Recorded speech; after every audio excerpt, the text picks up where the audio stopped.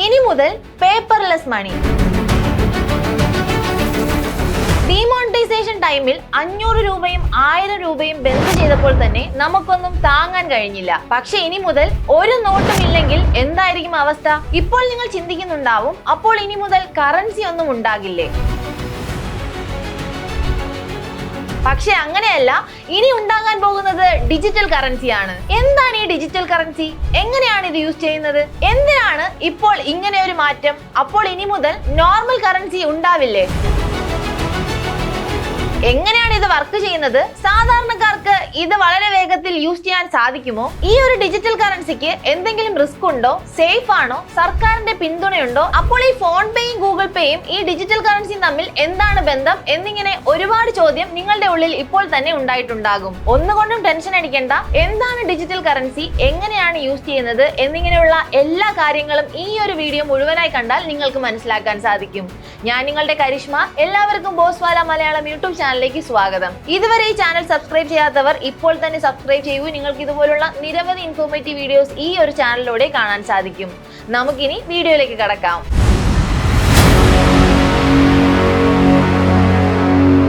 ഈ ഒരു വീഡിയോയിലേക്ക് കടക്കുമ്പോൾ തന്നെ നമ്മൾ ആദ്യം മനസ്സിലാക്കേണ്ടത് എന്താണ് ഡിജിറ്റൽ കറൻസി. നമ്മുടെ യൂണിയൻ മിനിസ്റ്ററായ പീയൂഷ് ഗോയൽ ഒക്ടോബർ 5-ാം തീയതി മുതൽ 7-ാം തീയതി വരെ ഖത്തറിൽ പോകുകയും അവിടുത്തെ പ്രൈം മിനിസ്റ്ററിനെ വിസിറ്റ് ചെയ്യുകയും ചെയ്തു. അദ്ദേഹവുമായി സംസാരിച്ചിരുന്ന ആ ഒരു സമയത്താണ് ഇപ്പോൾ ഒരു പുതിയ അനൗൺസ്മെന്റ് വന്നിരിക്കുന്നത്. വളരെ പെട്ടെന്ന് തന്നെ ഇന്ത്യ മുഴുവൻ ഡിജിറ്റൽ കറൻസി ലോഞ്ച് ചെയ്യാൻ പോവുകയാണ്. അതും RBIയുടെ പിന്തുണയോട് കൂടെ. RBI ആയിരിക്കും ഇത് മുഴുവനും കൈകാര്യം ചെയ്യുന്നത്. ഇനി ഞാൻ നിങ്ങൾക്ക് എന്താണ് ഡിജിറ്റൽ കറൻസി എന്ന് പറഞ്ഞു തരാം. നോർമലി നമ്മൾ എന്തെങ്കിലും ഒരു സാധനം വാങ്ങുമ്പോൾ നമ്മളുടെ ട്രാൻസാക്ഷനായി നമ്മൾ ഉപയോഗിക്കുന്നത് പണമാണ്. നോട്ടോ അല്ലെങ്കിൽ കറൻസിയോ ആകാം. പക്ഷെ ഇനി മുതൽ ഈ ഒരു കറൻസിയായി നമ്മൾ ഉപയോഗിക്കുന്നത് ഇലക്ട്രോണിക്, അതായത് നമ്മളുടെ ഈ ഒരു ഡിജിറ്റൽ കറൻസിയാണ്. അപ്പോൾ നിങ്ങൾ ഇപ്പോൾ ചിന്തിക്കുന്നുണ്ടാവാം, ഡിജിറ്റലായിട്ട് അയക്കാനാണെങ്കിൽ ഫോൺ പേയും ഗൂഗിൾ പേ ഒക്കെ ഇല്ലേ, ഇപ്പൊ ഇതിലെന്താ പ്രത്യേകിച്ച് എടുത്ത് പറയാനുള്ളതെന്നായിരിക്കും. പക്ഷേ ഇതിൽ പ്രത്യേകിച്ച് എടുത്ത് പറയാൻ വളരെയേറെ കാര്യങ്ങളുണ്ട്. കാരണം നമ്മളിപ്പോൾ ഗൂഗിൾ പേയിലോ ഫോൺ പേയിലോ ട്രാൻസാക്ഷൻ നടത്തുകയാണെങ്കിൽ അതിലൊരു ലിമിറ്റേഷൻസ് ഉണ്ട്. ഒരു സർട്ടൺ എമൗണ്ടിന്റെ മുകളിൽ നമുക്ക് ഗൂഗിൾ പേ വഴിയോ അല്ലെങ്കിൽ ഫോൺ പേ വഴിയോ ട്രാൻസാക്ഷൻ നടത്താൻ പറ്റില്ല. നമുക്കൊരു ലംസമായിട്ട് ഒരു വലിയ തുക ട്രാൻസ്ഫർ ചെയ്യണമെങ്കിൽ നമ്മൾ നോർമലി പണമായിട്ടാണ് ട്രാൻസ്ഫർ ചെയ്യുന്നത്. അപ്പോൾ ഇനി മുതൽ ഈ ഒരു പ്രശ്നങ്ങളൊന്നും തന്നെ ഉണ്ടാകില്ല. ഈ ഒരു പ്രശ്നങ്ങൾക്കെല്ലാം പരിഹാരമായിട്ടാണ് ഡിജിറ്റൽ കറൻസി വരാൻ പോകുന്നത്. അപ്പോൾ നമുക്കിനി ഡിജിറ്റൽ കറൻസി എന്താണെന്ന് നോക്കാം. നമ്മൾ എല്ലാവരും കേട്ടിട്ടുണ്ട് ക്രിപ്റ്റോ കറൻസി. ക്രിപ്റ്റോ കറൻസി എന്താണെന്ന് അറിയാത്തവർക്ക് ഞാൻ പറഞ്ഞു തരാം. Crypto കറൻസിയിലുള്ളതാണ് bitcoin. ബിറ്റ്കോയിൻ എന്ന് പറയുമ്പോൾ നമുക്കിങ്ങനെ നമ്മളുടെ സാധാരണ കറൻസി എടുക്കുന്നത് പോലെ എടുത്തുകൊണ്ട് നടക്കാനൊന്നും പറ്റില്ല. എല്ലാം ഡിജിറ്റൽ ആണ്. അപ്പോൾ ഇൻ കേസ് നമ്മൾ ഒരു ബിറ്റ്കോയിൻ വാങ്ങുകയാണെങ്കിൽ ഈ ഒരു ബിറ്റ്കോയിന് ഇത്ര എമൗണ്ട് അല്ലെങ്കിൽ ഇത്ര ഡോളർ ഒരു വാല്യൂ ഉണ്ടാകും. അപ്പോൾ നമ്മൾ ഒരു ബിറ്റ്കോയിൻ ഇത്ര ഡോളർ കൊടുത്ത് വാങ്ങുകയാണെങ്കിൽ അത് നമ്മുടെ സ്വന്തമായി മാറുന്നു. ഇതാണ് നമ്മൾ നോർമലി ബിറ്റ്കോയിൻ വാങ്ങുന്നതിനായി ചെയ്യുന്നത്. അതുപോലെ തന്നെ ബിറ്റ്കോയിന്റെ വില ചില സമയം കൂടുകയും കുറയുകയും ഒക്കെ ചെയ്യുന്നു. അപ്പോൾ ഇന്ന് നമ്മൾ കുറച്ച് പണം നൽകി ഒരു ബിറ്റ്കോയിൻ വാങ്ങുകയാണെന്ന് കരുതുക.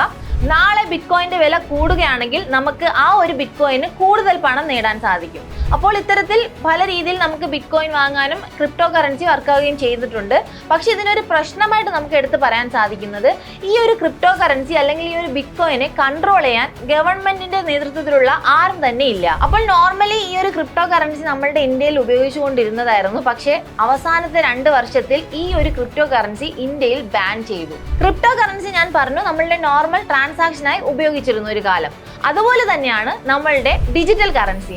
പക്ഷേ ഇവിടെയുള്ള വ്യത്യാസം, ഡിജിറ്റൽ കറൻസി നമ്മളുടെ സർക്കാരിന്റെ പിന്തുണയോടെ കൂടെയാണ്. അതായത് RBI ആണ് ഈ ഒരു ഡിജിറ്റൽ കറൻസിയുടെ മൊത്തമായുള്ള ചുമതല ഏറ്റെടുത്തിരിക്കുന്നത്.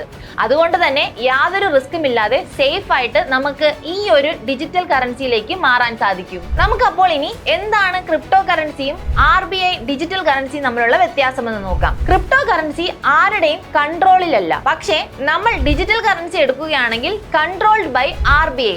RBIയുടെ കൺട്രോളിലാണ് നമ്മൾ ഈ ഒരു ഡിജിറ്റൽ കറൻസി വാങ്ങുന്നത്. അതുപോലെ തന്നെ ക്രിപ്റ്റോ കറൻസി നമ്മൾ എടുക്കുകയാണെങ്കിൽ ഇന്ത്യയിൽ ക്രിപ്റ്റോ കറൻസി ലീഗൽ അല്ല.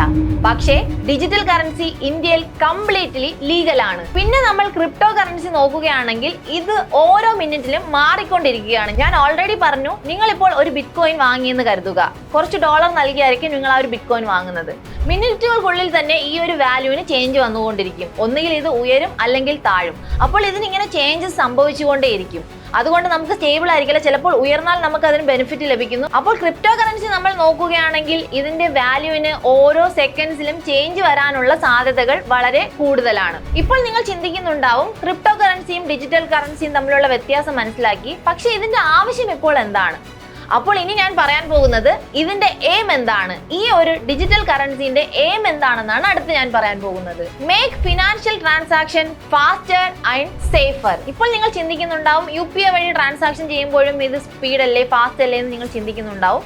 പക്ഷെ നമ്മൾ നോർമലി UPI ട്രാൻസാക്ഷൻ ചെയ്യുമ്പോൾ നമ്മളൊരു സെന്റർ ആണെങ്കിൽ നമ്മൾ ആർക്കെങ്കിലും ഒരു പണം അയക്കുന്നുണ്ടാവും, അവർക്ക് അയക്കാനുള്ള ആ ഒരു ടൈം പീരീഡ് നമുക്ക് വേസ്റ്റ് ആവുകയാണ്. അത് മാത്രമല്ല ഗൂഗിൾ പേ വഴി പണം ട്രാൻസ്ഫർ ചെയ്യുമ്പോൾ നമ്മൾ എല്ലാവരും ഇടയ്ക്കിടയ്ക്ക് ഫേസ് ചെയ്യുന്ന ഒരു പ്രോബ്ലമാണ്, നമ്മൾ അർജന്റായിട്ട് പണം ട്രാൻസ്ഫർ ചെയ്യാൻ നിൽക്കുമ്പോഴായിരിക്കും നമ്മളുടെ സർവർ ഡൗൺ ആണെന്നുള്ള മെസ്സേജ് നമുക്ക് വരുന്നത്. ഇത്തരത്തിലുള്ള പല പ്രശ്നങ്ങളും ഗൂഗിൾ പേ വഴി അല്ലെങ്കിൽ ഫോൺ പേ വഴിയുള്ള ട്രാൻസാക്ഷനിൽ നമ്മൾ നേരിടാറുണ്ട്. നമ്മളുടെ അക്കൗണ്ട് സെന്ററിൽ നിന്ന് മറ്റൊരു അക്കൗണ്ട് സെന്ററിലേക്ക് പണം ട്രാൻസ്ഫർ ചെയ്യാനും കുറച്ച് സമയമെടുക്കുന്നു. ഇവിടെ പ്രശ്നമൊന്നുമില്ല, റിസീവർ സെൻഡർ രണ്ടുപേരുടെ വാളറ്റിൽ നിന്ന് വളരെ വേഗത്തിൽ പണം ട്രാൻസ്ഫർ ചെയ്യാൻ സാധിക്കുന്നു. അത് മാത്രമല്ല ഇത് RBIയുടെ കൺട്രോളിലായതുകൊണ്ട് നമ്മളുടെ പണം വളരെ സേഫായി നമുക്ക് ട്രാൻസ്ഫർ ചെയ്യാനും സാധിക്കും. രണ്ടാമത്തെ എയിമായിട്ട് നമുക്ക് എടുത്ത് പറയാൻ പറ്റുന്നത് മോർ ട്രാൻസ്പെറന്റ് ആണ്. ഞാൻ ഓൾറെഡി പറഞ്ഞു, അധികം ലെയേഴ്സ് ഒന്നും ഇല്ലാതെ നമുക്ക് വളരെ വേഗത്തിൽ, അതും RBIയുടെ കൺട്രോളോട് കൂടി നമുക്ക് ഈ ഒരു പണം ട്രാൻസ്പെറന്റ് ആയി ട്രാൻസ്ഫർ ചെയ്യാൻ സാധിക്കും. മൂന്നാമത്തെ എയിമായിട്ട് നമുക്ക് പറയാൻ സാധിക്കുന്നത് reduce paper use in economy.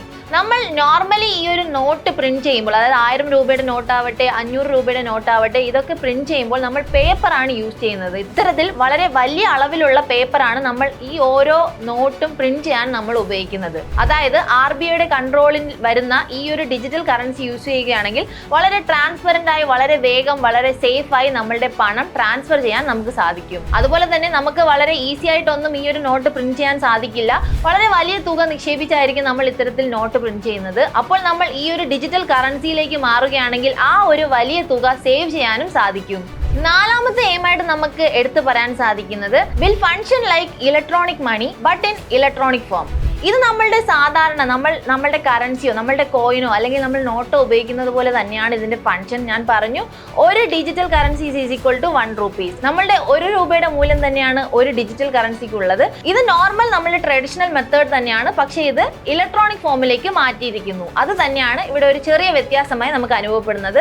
അപ്പോൾ ഇത്രയുമാണ് നമുക്ക് ഈ ഒരു ഡിജിറ്റൽ കറൻസിയുടെ ഒരു എയിം ആയിട്ട് എടുത്ത് പറയാൻ സാധിക്കുന്നത്. ഇനി നമുക്ക് ഡിജിറ്റൽ കറൻസിയുടെ ബെനിഫിറ്റ്സ് എന്താണെന്ന് നോക്കാം. ആദ്യത്തെ ബെനിഫിറ്റ് ആയിട്ട് ഞാൻ ഓൾറെഡി പറഞ്ഞതാണ്, ഈസി ടു ട്രാൻസാക്ട്. നമ്മളുടെ ട്രാൻസാക്ഷൻ വളരെ എളുപ്പത്തിലാകും എന്നതാണ് ഇതിന്റെ ആദ്യത്തെ ബെനിഫിറ്റ് ആയിട്ട് നമുക്ക് എടുത്തു പറയാൻ സാധിക്കുന്നത്. രണ്ടാമത്തെ ഒരു ബെനിഫിറ്റ് ആയിട്ട് നമുക്ക് എടുത്തു പറയാൻ സാധിക്കുന്നതാണ് faster to transact than the banking system. നമ്മൾ നോർമലി ഒരു ബാങ്കിൽ പോയി എങ്ങനെയാണോ ട്രാൻസ്ഫർ ചെയ്യുന്നത്, അതിൽ നിന്നും വളരെ വേഗത്തിൽ, വളരെ ഈസിയായി നമുക്ക് ഈ ഒരു ഡിജിറ്റൽ കറൻസിയിലൂടെ നമ്മളുടെ ട്രാൻസാക്ഷൻ നടത്താൻ സാധിക്കും. അതുപോലെ തന്നെ നമുക്ക് ചെറിയ എമൗണ്ട് മാത്രമല്ല വലിയ തുകകളും ഈ ഒരു ഡിജിറ്റൽ കറൻസിയിലൂടെ നമുക്ക് ട്രാൻസാക്ഷൻ ചെയ്യാൻ സാധിക്കും. മറ്റൊരു ബെനിഫിറ്റ് ആയിട്ട് നമുക്ക് എടുത്തു പറയാൻ സാധിക്കുന്നത് ഇതിന്റെ ബ്ലോക്ക് ചെയിൻ ടെക്നോളജിയാണ്. അവസാനത്തെ ഒരു ബെനിഫിറ്റ്, വളരെ ഇമ്പോർട്ടന്റ് ആയിട്ടുള്ള ഒരു ബെനിഫിറ്റ് ആയിട്ട് നമുക്ക് എടുത്തു പറയാൻ സാധിക്കുന്നത് ഇല്ലീഗൽ ട്രാൻസാക്ഷൻ ഒഴിവാക്കാൻ സാധിക്കും. ഞാൻ ഓൾറെഡി പറഞ്ഞു, ഈ ഒരു ഡിജിറ്റൽ കറൻസി RBIയുടെ കൺട്രോൾ, RBI ആണ് ഇത് മൊത്തത്തിൽ മേൽനോട്ടം വഹിക്കുന്നത്. അപ്പോൾ നമുക്ക് ഇല്ലീഗലായി ഒരു ട്രാൻസാക്ഷനും നടത്താൻ സാധിക്കില്ല, എല്ലാം വളരെ ലീഗലായി നമുക്ക് ചെയ്യാൻ സാധിക്കും. ഇനി നമുക്ക് ടൈപ്സ് ഓഫ് ട്രാൻസാക്ഷൻ നോക്കാം. നോർമലി നമ്മൾ ഉപയോഗിക്കുന്നതാണ് കാശ്, അല്ലെങ്കിൽ നമ്മളുടെ പണം നമ്മൾ ട്രാൻസാക്ഷനായി ഉപയോഗിക്കുന്നു, അല്ലെങ്കിൽ UPI ട്രാൻസാക്ഷൻ നടത്തുന്നു. ഇനി നമ്മളുടെ ഡിജിറ്റൽ കറൻസി വന്നാൽ അവയിൽ നിന്ന് എങ്ങനെ വ്യത്യാസപ്പെട്ടിരിക്കുന്നു എന്ന് നോക്കാം. ഇത് വൗച്ചർ ഫോമിലോ അല്ലെങ്കിൽ QR കോഡിലോ അല്ലെങ്കിൽ ടോക്കൺ ഫോമിലായിരിക്കും നമുക്ക് ലഭിക്കുന്നത്. ഈ ഒരു ഡിജിറ്റൽ കറൻസി കംപ്ലീറ്റ് ആയി വന്നതിന് ശേഷമേ ഏത് തരത്തിലുള്ള ട്രാൻസാക്ഷൻ ആണ് അവർ ഉപയോഗിക്കുന്നതെന്ന് നമുക്ക് വളരെ വ്യക്തമായി മനസ്സിലാക്കാൻ സാധിക്കുകയുള്ളൂ. നോർമൽ നമ്മൾ ഒരു UPI അക്കൗണ്ട് വഴി ഒരു 1000 രൂപ അയക്കുകയാണെങ്കിൽ അവർക്ക് 1000 രൂപ റിസീവ് ആയെന്ന് കാണുക മാത്രമാണ് ചെയ്യുന്നത്. പക്ഷെ നമ്മൾ ഡിജിറ്റൽ കറൻസി നോക്കുകയാണെങ്കിൽ നമ്മൾ ഒരു 100 രൂപ അയച്ചു എന്ന് കരുതുക. നിങ്ങൾ 100 രൂപയായി എത്ര കറൻസിയാണ് അയച്ചത്, അതായത് നിങ്ങൾ 10 രൂപയുടെ 10 കറൻസിയാണോ അയച്ചത്, അല്ലെങ്കിൽ 5 രൂപയുടെ കറൻസിയാണോ അയച്ചത്, എന്നിങ്ങനെ എത്ര കറൻസിയാണ് എന്നിങ്ങനെ നമുക്ക് വ്യക്തമായിട്ട് മനസ്സിലാക്കാൻ സാധിക്കും. ഇപ്പോൾ നമുക്ക് ഇതൊക്കെയാണ് അറിയാൻ സാധിക്കുന്നത്. ഇത് മുഴുവനായി ഇംപ്ലിമെന്റ് ആകുമ്പോഴേ നമുക്ക് വളരെ വ്യക്തമായി മനസ്സിലാക്കാൻ സാധിക്കുകയുള്ളൂ. അപ്പോൾ ഇത് ഇംപ്ലിമെന്റ് ആകുമ്പോൾ എല്ലാവരും ഇത് യൂസ് ചെയ്യാൻ പഠിക്കണം. കാരണം നമ്മൾ എല്ലാവരും ആ ഒരു ടെക്നോളജി വളരുമ്പോൾ നമ്മളും അതിനോടൊപ്പം വളരേണ്ടതുണ്ട്. അപ്പോൾ ചിലപ്പോൾ ഇതിൽ നിന്നും കൂടുതൽ അഡ്വാൻസ്ഡ് ആയിട്ടായിരിക്കും ഈ ഒരു ടെക്നോളജി വരാൻ പോകുന്നത്. അപ്പോൾ ഞാൻ ആ ഒരു വീഡിയോയുടെ തുടക്കത്തിൽ പറഞ്ഞു എന്താണ് ഡിജിറ്റൽ കറൻസി, എങ്ങനെയാണ് ഇത് വർക്ക് ആകുന്നത്, എങ്ങനെയാണ് ഇത് UPI ട്രാൻസാക്ഷനും അതുപോലെ തന്നെ ക്രിപ്റ്റോ കറൻസി എന്നിവയിൽ നിന്നൊക്കെ വ്യത്യസ്തമായിരിക്കുന്നത് എന്നിങ്ങനെയുള്ള എല്ലാ കാര്യവും നിങ്ങൾക്ക് വളരെ വ്യക്തമായെന്ന് ഞാൻ മനസ്സിലാക്കുന്നു. ഇനിയും നിങ്ങൾക്ക് എന്തെങ്കിലും സംശയം ഉണ്ടെങ്കിൽ താഴെ കമന്റ് ബോക്സിൽ പറയാവുന്നതാണ്. ആ ഒരു സംശയം നമുക്ക് ക്ലിയർ ചെയ്യാം. അല്ലെങ്കിൽ നിങ്ങൾക്ക് ഏതെങ്കിലും ഒരു ടോപ്പിക്കിനെ കുറിച്ച് അറിയണമെന്ന് ആഗ്രഹമുണ്ടെങ്കിൽ ആ ഒരു ടോപ്പിക്കും നിങ്ങൾക്ക് മെൻഷൻ ചെയ്യാം. നമുക്ക് ആ ഒരു ടോപ്പിക്കിനെ കുറിച്ച് വീഡിയോസും ചെയ്യാവുന്നതാണ്. അതുപോലെ തന്നെ ബോസ്വാല മലയാളം യൂട്യൂബ് ചാനൽ സബ്സ്ക്രൈബ് ചെയ്യാനും മറക്കണ്ട. ബോസ്വാല, ബി ദ ബോസ്.